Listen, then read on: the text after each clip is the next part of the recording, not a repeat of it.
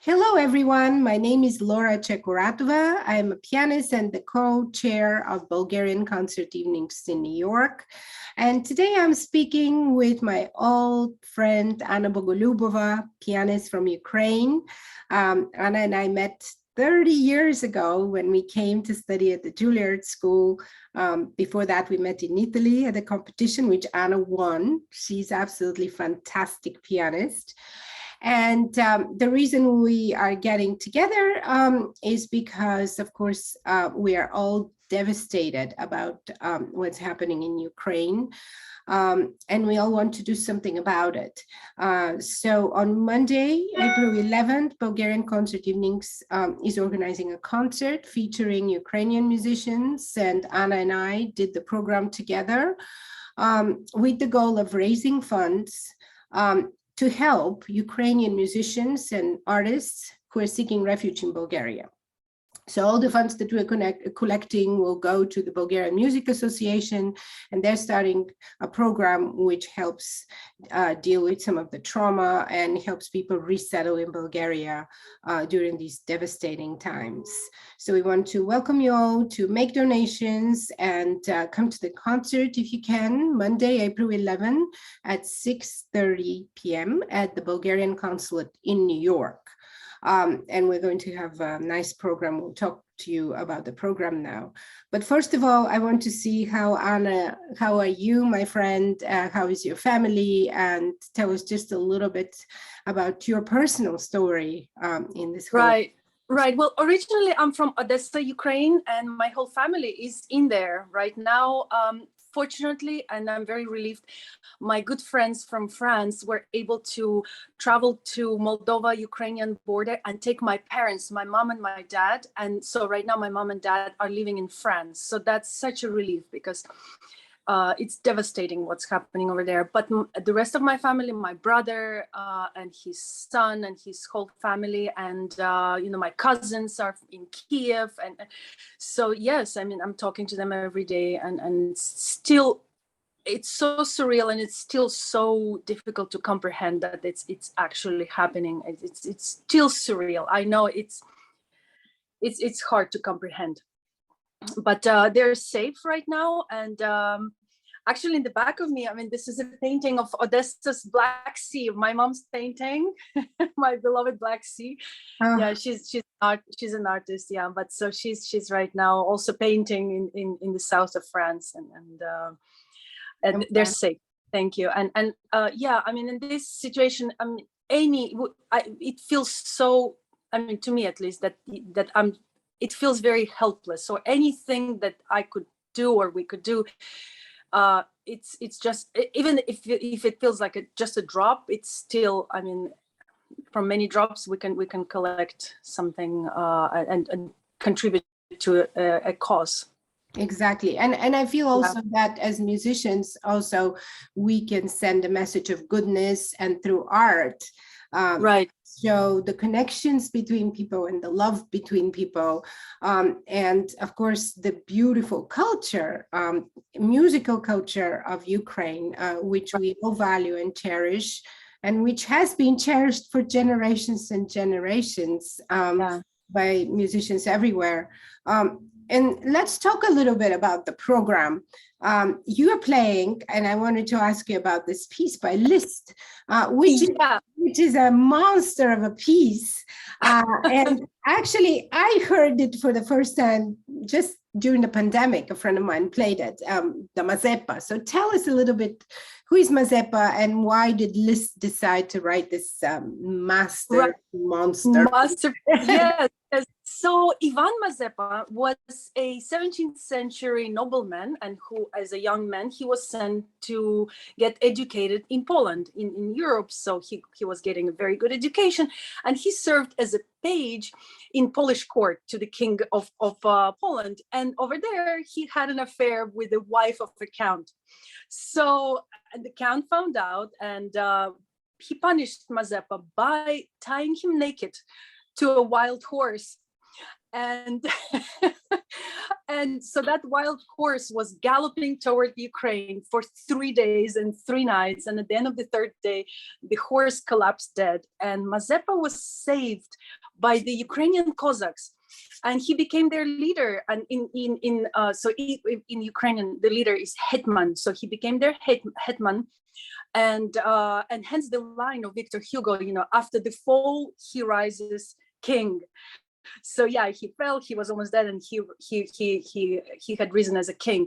And under his leadership, Ukrainian men, they achieved many victories in the battlefields. And obviously such a juicy story inspired a whole array of wave of painters, such as Delacroix and Boulanger, and poets, Lord Byron and Victor Hugo, and composers, Liszt and Tchaikovsky wrote in operas. So it is an incredible story.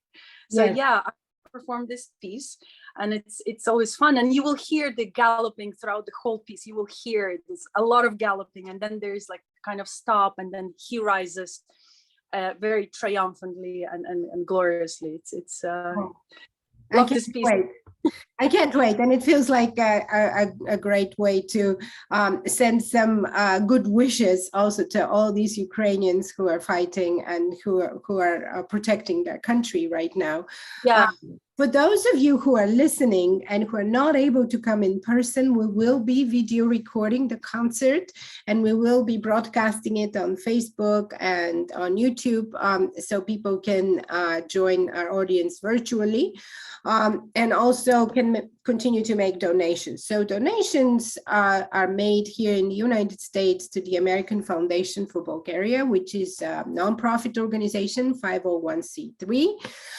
Therefore, every donation is tax deductible, and 100% of the profits, everything we collect, will go to the Bulgarian Music Association. So all of these funds will support our cause. Again, we are supporting musicians and artists who are fleeing Ukraine and to resettle in Bulgaria. So let's talk a little more about the rest of the program. We have 3 fantastic Ukrainian composers: Glier, Silvestrov, and Skorik. Glier is, of course, a 19th century favorite. Everybody has heard a piece of his. And we're doing different pieces, some for violin and piano, some for violin and cello, and some for cello and piano. And I look forward to doing 3 of the pieces. Can you tell us a little bit about the composers? Yeah, well, Glier he was Ukrainian. He was born in Kiev, and he was 19th century. And also, he lived long enough to be a Soviet composer as well. And so he was born in Kiev. He went to study at Kiev's music school, and then he went to Moscow Conservatory. And then he came back from Moscow to Kiev, and he became the director of the first Kiev's Conservatory. So yeah, and so he was the director, and he taught composition there. He was a professor of composition, and he taught many famous composers. I mean, actually, Sergei Prokofiev, as an 11-year-old, he taught him, and other composers such as Maskovsky, Letoshinsky, Khachaturian, they were all his pupils. So very prolific composer and teacher, and lived a long life, and he had a lot of awards even from the Soviets, and yeah, very, very prolific, and everyone knows him. Yeah. Fantastic.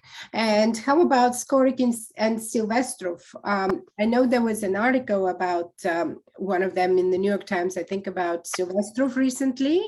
Yeah. And they are contemporary composers. Right, Valentin Silvestrov. Yeah, he's I believe he's 84, and he's living as a refugee right now in Germany. And he's I feel, yeah, he uses like tonal and modal technique, and like it's very quiet, and I mean, not always, but like he creates a very unique atmosphere. Like it feels almost like a tapestry, that he creates like a tapestry of emotional textures, right, with his music. And it's it's beautiful how like those tapestries, how they're woven together. And you know, he I think he even wrote that, you know, that he doesn't write new music. His music is just a response to, or an echo to what already exists over there. So he's but Ukrainian nationalism is present. You know, he has some elements of it in his choral works, because some of his choral works are set to the poems of very famous Ukrainian poet Taras Shevchenko. So yeah, he has some choral works with Ukrainian poet. So it's a beautiful combination of modality. Yes, and very, very simple too. Simple texture. Yes. He says a Yes. lot with just a few notes. It's Yeah. very, I found it very powerful and poignant. The piece I'm playing with Valeria. By the way, we will be joined by a couple more Ukrainian musicians. One of them is Valeria Sholokova, a cellist. And the other one is Jacob Savransky, a pianist. And we will also have additional Bulgarian pianists, Alexandrina Boyanova, who will play violin and viola, my husband, Georgi Volchev, who will be playing violin, and Georgi Lekov, who is a pianist. So this will be a nice teamwork by Bulgarian and Ukrainian musicians. And we will end the program with a couple of movements from the Dvorak Dumki trio, because once again, we wanted to show the influence of Ukrainian culture. And in this case, the word Dumki, which was used as an inspiration for Dvorak. And this is a Ukrainian word, which then translated to other Eastern languages, Eastern European. Dumka, it just means a thought, right? That's it. Yeah, that's it.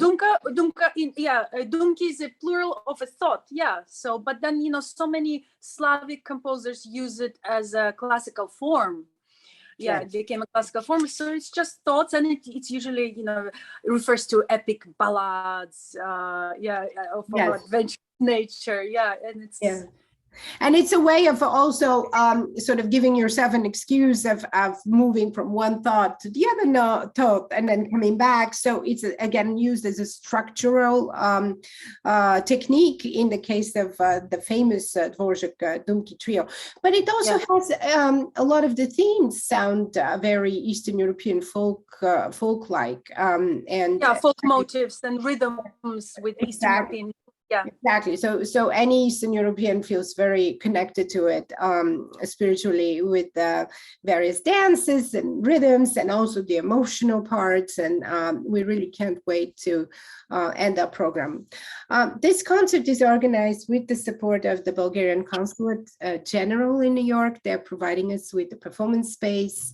We want to thank them, the Honorable Maya Hristova, Consul General of Bulgaria, and of course the American Foundation for Bulgaria, our fiscal sponsor, and also the Bulgarian Music Association, who will help us then send the funding that is much needed for our colleagues who are fleeing Ukraine. Well, with that, I want to thank you, Anna, for speaking to me today, to invite everyone to come, and of course to send up prayers and best wishes. And of course, we are all against this war, and we want it to be over as soon as possible. And with that, I'm going to say goodbye and look forward to seeing you. Goodbye, Laura. Bye. I hope everyone that is able to comes. It's going to be a fun program, and you'll really enjoy it. Thank you.